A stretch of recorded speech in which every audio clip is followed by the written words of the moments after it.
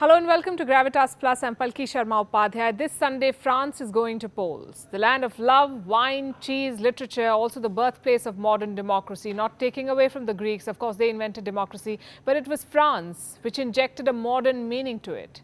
It was France which made democracy a global phenomenon. Quick history. In 1789, a crowd of ordinary men and women revolted against the French monarchy. Through their collective action, they ensured the creation of a system based on and governed by a constitution.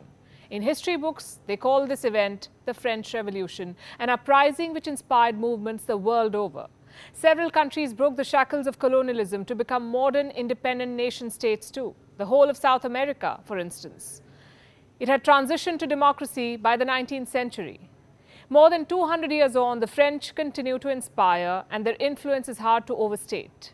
Their country is smaller than Texas, but has the second strongest military in Europe, the second biggest economy in the European Union, and the fifth biggest economy in the world. It ranks first on the Global Soft Power Index. It's also the most visited country in the world. Plus, France is the only country to still have sovereign territory on 5 continents, and the only country to be a founding member of the United Nations Security Council, of NATO and the European Union.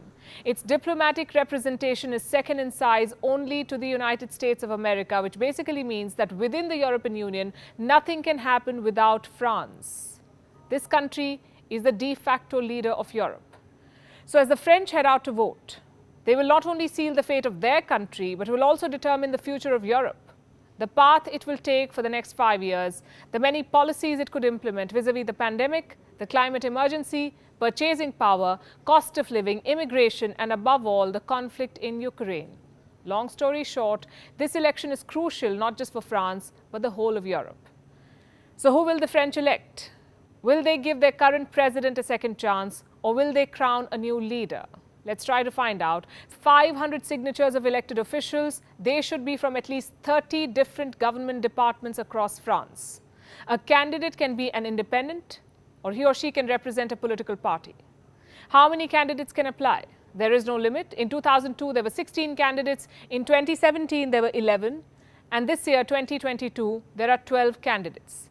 Each candidate has the right to an equal media presence, the right to radio and TV space, and they're all allotted equal slots for speaking, equal broadcast time. And this is strictly monitored throughout their campaigns. The money they spend on campaigns is also monitored. In the first round, the spending must not exceed 16.9 million euros. In the second round, the limit is 22.5 million euros. This year, the first round is scheduled for the 10th of April, the second round for the 24th of April. Why are there 2 rounds? Because the French believe that you first vote with your heart and then with your head. In the first round, all 12 candidates will be eligible for the vote. The ones who get the maximum votes will go to the second round, and whoever wins the second round will take office on the 13th of May. Now that you know how the election works, let's introduce you to the 12 candidates. 8 men and 4 women. Together, they represent all sides of the political spectrum in France. Left, right, centre, green, communist, capitalist. Out of these, 3 candidates have emerged as frontrunners. This is Marine Le Pen, nicknamed the Phoenix, leader of the National Front, is a far-right political party. This is her 3rd bid for presidency. She lost the race both in 2012 and 2017. This year, she has a better chance of winning. Opinion polls show 47% French voters want Le Pen to win. What does she stand for?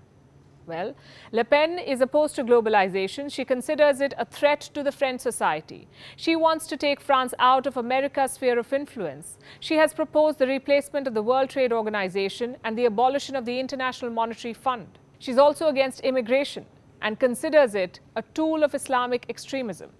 Critics say these promises are a political stunt and that once in power, if she ever gets to power, Le Pen will not execute half of them.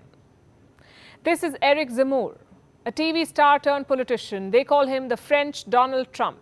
Le Pen says Zamir makes her look reasonable. And she has a point. It's because of his fiery political views. He considers his leanings as Gaulo-Bonapartist, a set of views inspired from Charles de Gaulle and Napoleon Bonaparte. What are these views? That only great men can save the French Republic.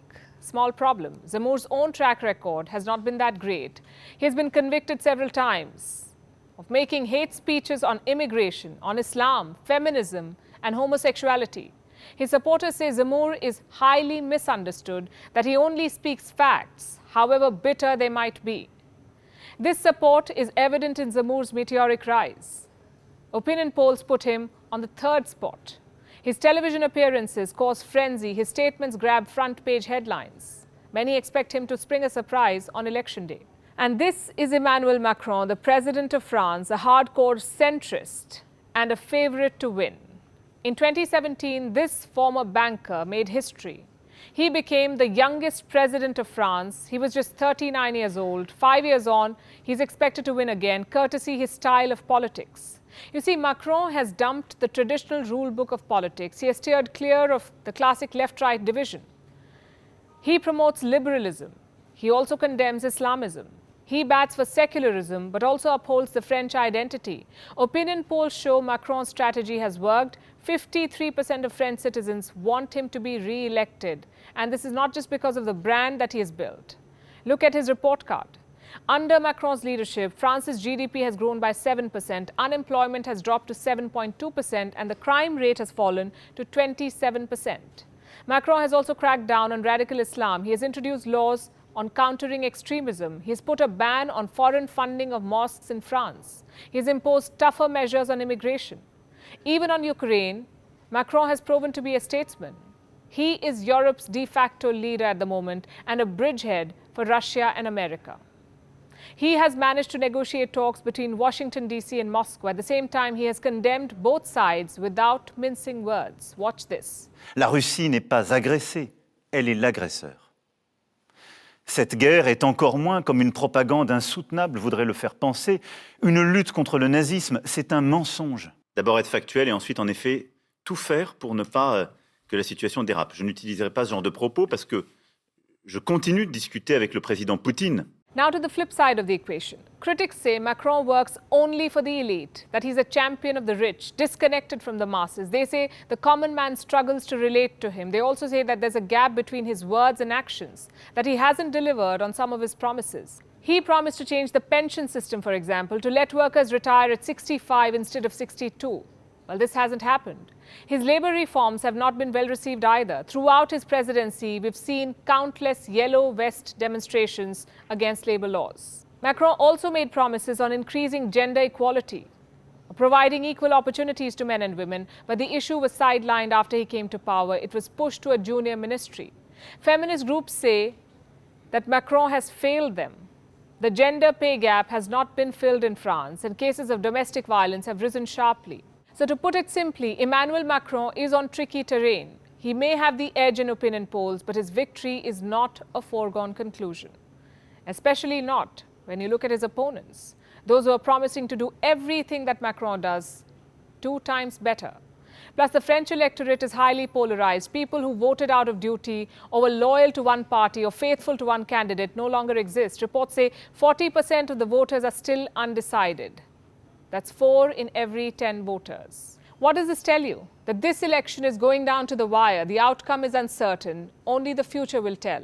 Or as the French say, qui vivra verra. Those who live shall see.